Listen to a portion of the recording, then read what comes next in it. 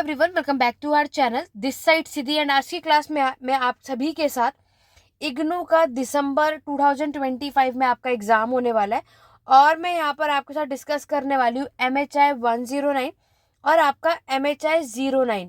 तो यहाँ पर अगर हम बात करें MHI 109 और 09 आपका ओल्ड और न्यू सिलेबस पर आपको यहाँ पर देखने को मिलता है। आज की क्लास में दिसंबर के लिए आपको क्या क्या कवर अप करना है वो मैं बताने वाली हूँ, तो बिना वीडियो को स्किप करे एंड तक बने रहिएगा। सबसे पहले तो ये इंपॉर्टेंट चीज़ आपको ध्यान से समझना है कि MHI 109 जो कि हमारा इंडियन नेशनल मूवमेंट है, ओवरऑल मॉडर्न हिस्ट्री के बारे में हम इसमें कवर अप करते हैं। और यहाँ पर MHI 109 का जो आपका नया सिलेबस है, यानी जितने एस्पिरेंट्स के पास MA हिस्ट्री में 6 सब्जेक्ट है, तो यहाँ पर आपका अभी तक आपके नए सिलेबस के अकॉर्डिंग सिर्फ वन टाइम ही एग्जाम हुआ है, जो कि जून 2025 में हुआ है। इससे पहले के जितने भी क्वेश्चन पेपर आपको मिलेंगे वो आपके MHI 09 पर बेस होगा, ठीक है। सेकेंडली, क्योंकि आप में से मैक्सिमम जो है जिसके बहुत सारे व्हाट्सएप आते हैं और टेस्ट आते हैं कि मैम यहाँ पर हमें इन सारे सब्जेक्ट के प्रीवियस ईयर क्वेश्चन पेपर चाहिए, हमें यहाँ पर नहीं गूगल पे मिल रहा है, किसी भी वेबसाइट पे नहीं मिल रहा है, तो वो आपको कहाँ से मिलेगा। जस्ट बिकॉज आपको पहले तो यही समझना है कि ये नया सिलेबस कौन से साल से आया है, ठीक है। और आपका जो नया सिलेबस जब से आया ऑब्वियस है तभी से आपको प्रीवियस ईयर मिलेगा, उससे पहले का तो हमें नहीं मिलेगा, राइट।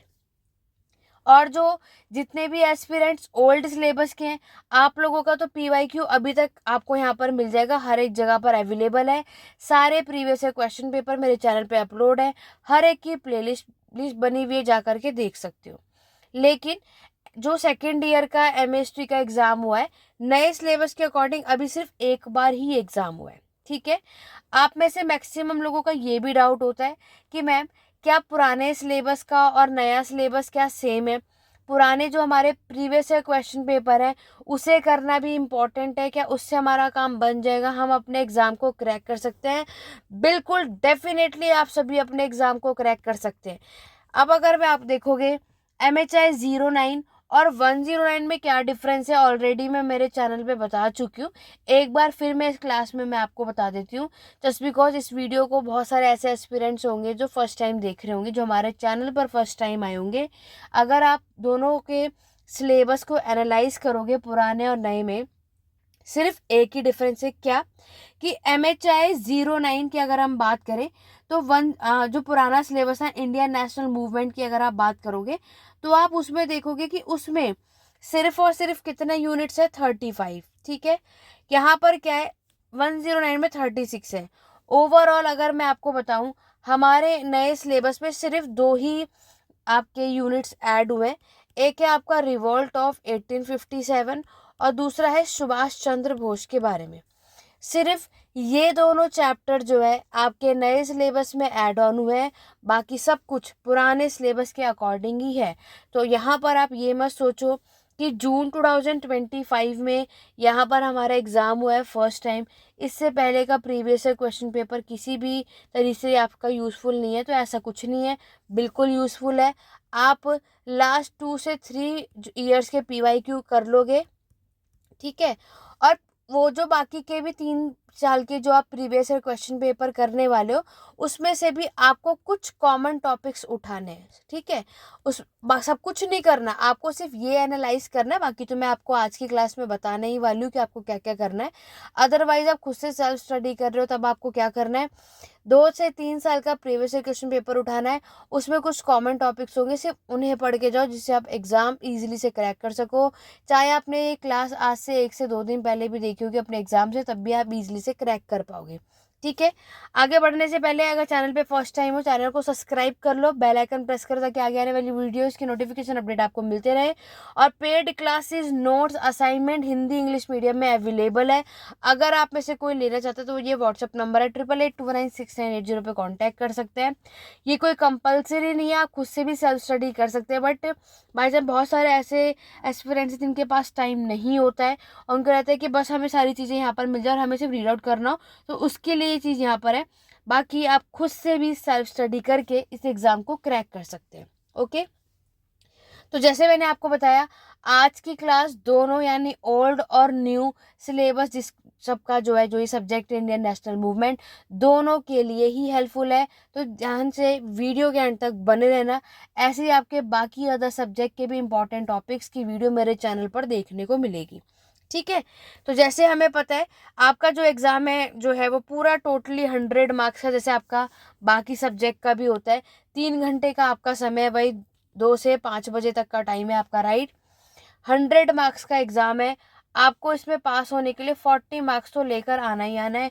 मैं अपनी हर एक क्लास में आपको ये चीज़ बताती हूँ कि असाइनमेंट में पास होने के लिए अलग मार्क्स लाना होता है, एग्ज़ाम में पास होने के लिए अलग मार्क्स लाना होता है, फिर बाद में ये मर्ज होता है। तो कोई इस गलतफहमी में मत रहना कि एग्ज़ाम में फेल हो गए कोई बात नहीं, असाइनमेंट के जो मार्क्स है ऐड ऑन होकर के हम पास हो जाएंगे, ऐसा कुछ नहीं होता, ठीक है।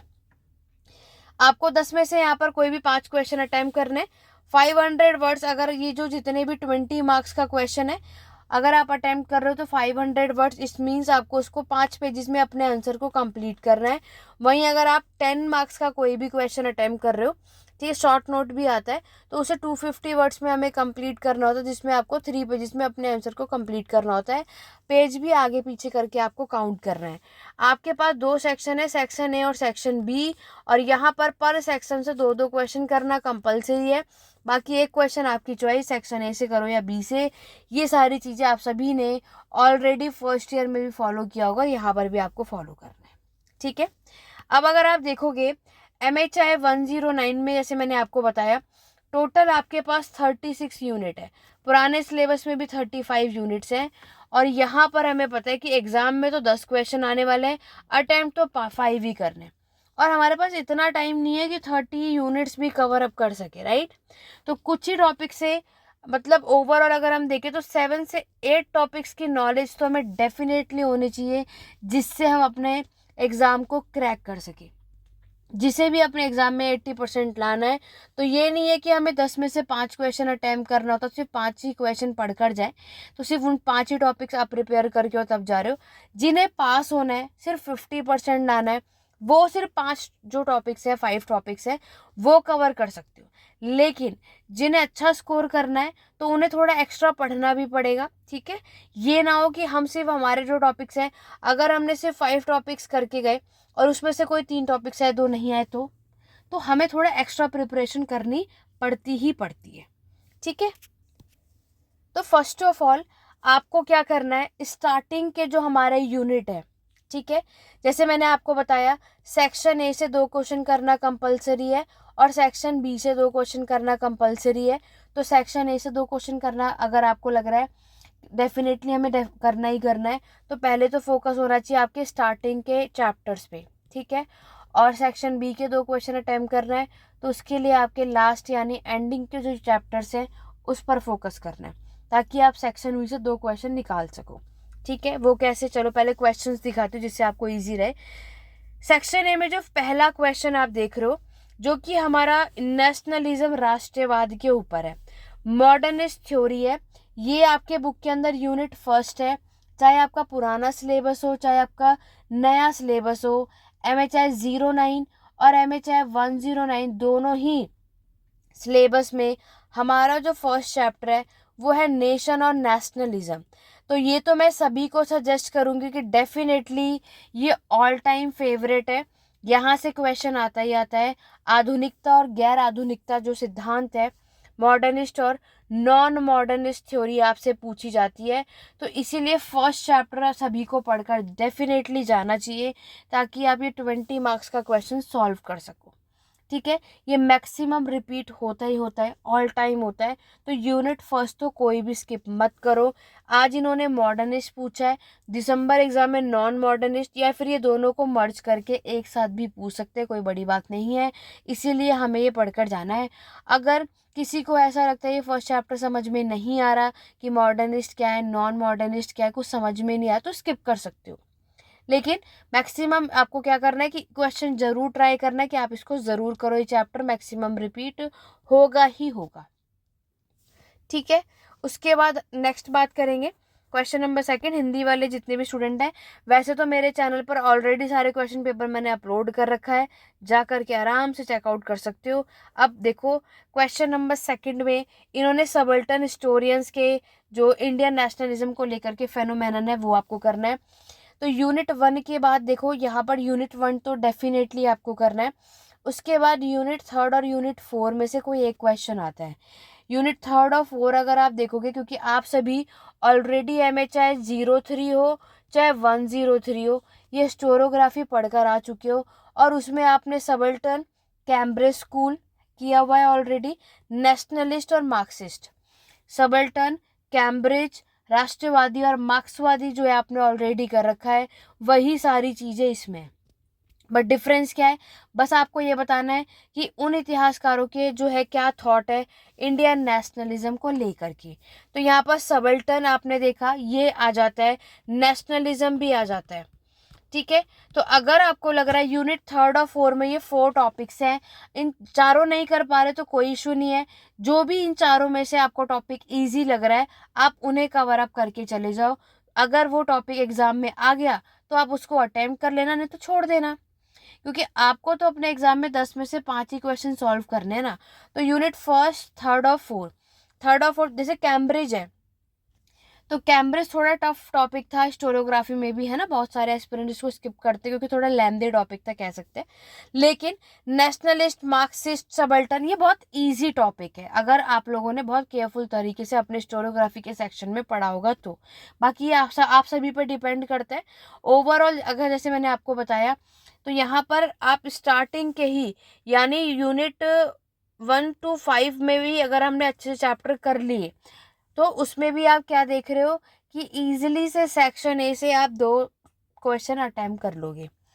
यूनिट 5 सभी को अटेम्प्ट करना है। यूनिट 5 है रिवोल्ट ऑफ 1857। रिवोल्ट ऑफ 1857 ये नया सिलेबस का टॉपिक है, तो जो पुराने वाले हैं वो इसको नहीं पढ़ेंगे। MHI 109 जिसके पास सब्जेक्ट है रिवोल्ट ऑफ 1857 कोई भी स्किप नहीं करेगा, एग्जाम में डेफिनेटली क्वेश्चन मिलता ही मिलता है। उसके बाद नेक्स्ट क्वेश्चन आपको करना है स्वदेशी मूवमेंट।